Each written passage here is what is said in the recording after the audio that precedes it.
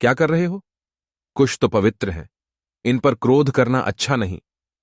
जो कष्ट पहुंचाए उसे जीने का हक नहीं, उसे नष्ट करना ही पुण्य है। लेकिन कुरा तो नष्ट नहीं होते, अवसर पाकर फिर फैल जाते हैं। नहीं, मैं ऐसा नहीं होने दूंगा। इसकी दोबारा होने की सभी संभावनाओं को जलाकर राख कर दूंगा। शत्रु को निर्मूल करने पर विश्वास करता हूं मैं। बालक के पैरों में कुश नामक घास चुभी थी, अतः उसने कुशा को ही निर्मूल कर दिया। खोद खोद कर उसकी जड़ों में मठा डालकर बची खुची छोटी छोटी जड़ों को भी जला दिया था उसने।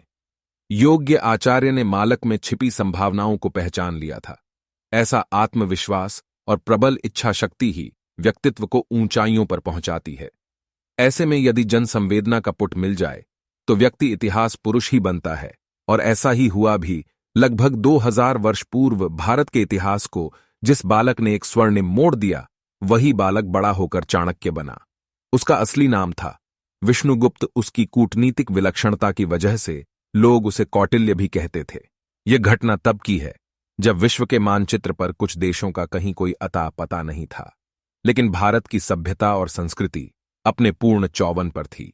धर्म, दर्शन और अध्यात्म की ही नहीं, राजनीति तथा अर्थशास्त्र जैसे विषयों की शिक्षा लेने के लिए भी विदेशों से विद्यार्थी भारत भूमि पर आया करते थे। यहां तक्षशिला और नालंदा जैसे विश्वविद्यालय थे। आचार्य चाणक्य तक्षशिला में राजनीति तथा अर्थशास्त्र के आचार्य थे। भारत की सीमाएं उस समय अफगानिस्तान से लेकर बर्मा, म्यांमार तक तथा कश्मीर से लेकर कन्याकुमारी तक फैली हुई थीं। उस समय भारत सोने की चिड्डियां था। विदेशी आक्रांताओं को भारत की समृद्धि खटक रही थी, लेकिन उनमें हिम्मत नहीं थी कि वे हिंदुस्तान के रणबांकुरों का सामना कर सकें। अंततः उन्होंने दान और भेद की नीति का सहारा लेकर मगध के शासक धर्मनंद की कमियों को पहचान लिया और उसे अपने पास में भी कस लिया था। वर्तमान के पटना तथा तत्कालीन पाटलिपुत्र के आसपास फैला पूर्व उत्तर की सीमाओं को छूता हुआ एक विशाल और शक्तिशाली वैभव संपन्न राज्य था। मगधा मगध के सिंहासन पर आसीन धर्मनंद सुरासुंदरी में इतना डूब चुका था कि उसे राजकार्यों को देखने की फुर्सत ही नहीं थी। वह अपनी मौजमस्ती के लिए प्रजा पर अत्याचार करता। जो भी आवाज उठाता उसे कुचल दिया जाता। चाणक्य को भी जनहित के लिए उठाई गई आवाज की सजा मिली थी।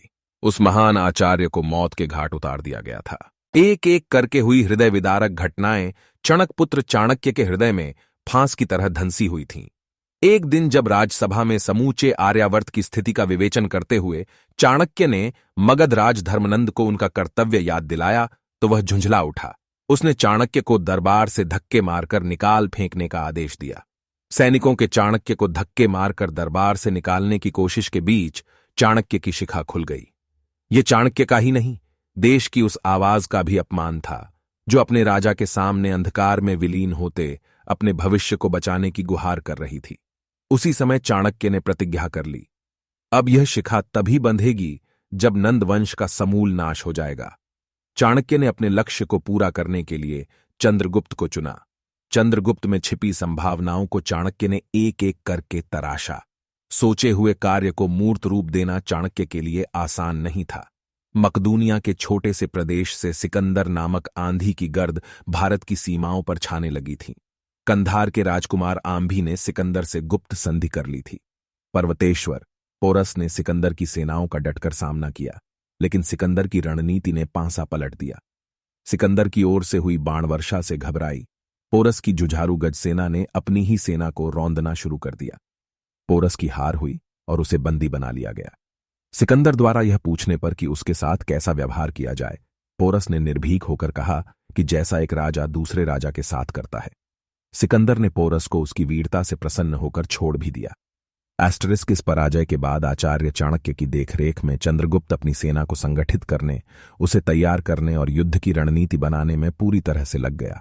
भारी भरकम शस्त्रों, शिरस्त्राणों और कवचों आदि की जगह हल्के परंतु मजबूत हथियारों ने ली। शारीरिक शक्ति के साथ ही बुद्धि चातुर्य का भी प्रयोग किया गया। चाणक्य की कूटनीति ने इस स्थिति में अमोघ ब्रह्मास्त्र का काम किया। कौटिल्य ने साम, दान, दंड एवं भेद चारों नीतियों का प्रयोग किया और अपने लक्ष्य को प्राप्त किया। नंदवंश का नाश हुआ। चंद्रगुप्त ने मगध की बागडोर संभाली। सिकंदर के सेनापति सेल्यूकस की बेटी हेलन का चंद्रगुप्त के साथ विवाह हुआ। धर्मनंद का प्रधान अमात्य राक्षस चंद्रगुप्त का महाअमात्य बना। एक बार फिर से भारत बिखरते बिखरते बच गया। सिकंदर नाम की आंधी शांत होकर वापस अपने देश चली गई। भारत की गरिमा विश्व के सामने फिर से निखर कर सामने आई। और चाणक्य, उसने निर्जन एकांत में राजनीति के पूर्व ग्रंथों का अवगाहन कर उसमें अपने व्यक्तिगत अनुभवों का पुट दिया और अर्थशास्त्र पर एक महत्वपूर्ण ग्रंथ लिखा। कौटिल्य अर्थशास्त्र नामक यह ग्रंथ राजा, राजकर्मियों तथा प्रजा के संबंधों और राज्य व्यवस्था के संदर्भ में अनुकरणीय व्यवस्था देता है। कुछ विद्वानों ने चाणक्य की तुलना मैकियावेली से की है, लेकिन भारत के प्रथम प्रधानमंत्री पंडित जवाहरलाल नेहरू इस बात से सहमत नहीं थे। उनकी दृष्टि में चाणक्य की महानता के मैकियावेली सामने काफी अदने हैं। चाणक्य एक महान अर्थशास्त्री, राजनीति के वेत्ता तथा कूटनीतिज्ञ होते हुए भी महात्मा थे। वे सभी प्रकार की भौतिक उपाधियों से परे थे। इसी कारण कामंदकीय नीतिसार में विष्णुगुप्त के लिए ये पंक्तियां लिखी गईं।